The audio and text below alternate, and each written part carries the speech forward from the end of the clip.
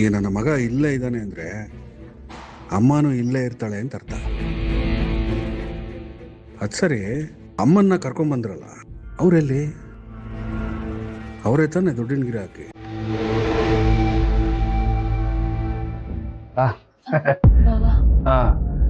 ಏನಾಯ್ತು ಅಮ್ಮಂಗೆ?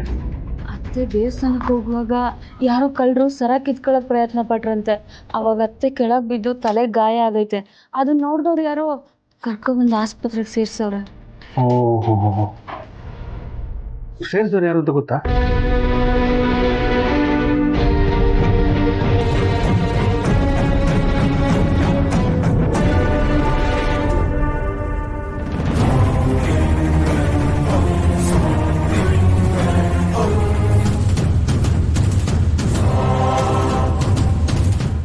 ಈ ಬ್ಯಾಗ್ ಇದು ಅತ್ತೆ ಅಲ್ಲಿ ಕೆಳಗೆ ಬಿದ್ದಿದ್ರಲ್ಲ ಅವ್ರ ಹತ್ರ ಇತ್ತಂತೆ. ಅವ್ರನ್ನ ಸೇರಿಸ್ತವ್ರೆ. ಇದು ಅತ್ತೆದು ಅಂತ ಕೊಟ್ಬಿಟ್ಟೋದ್ರು.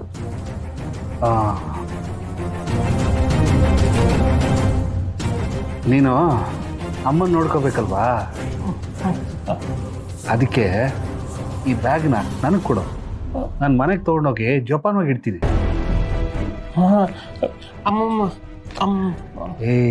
ಅವ್ರು ನನಗೂ ಅಮ್ಮ ಕಣ, ನಿನಗೊಬ್ರಿಗೆ ಮಾತ್ರ ಅಲ್ಲ. ನಿನ್ನ ಅಮ್ಮನ ನೋಡ್ಕೋ ಚೆನ್ನಾಗಿ.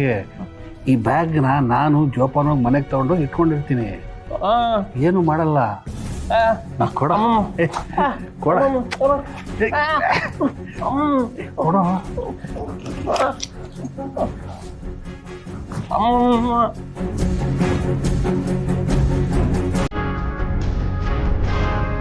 ಸರಿ,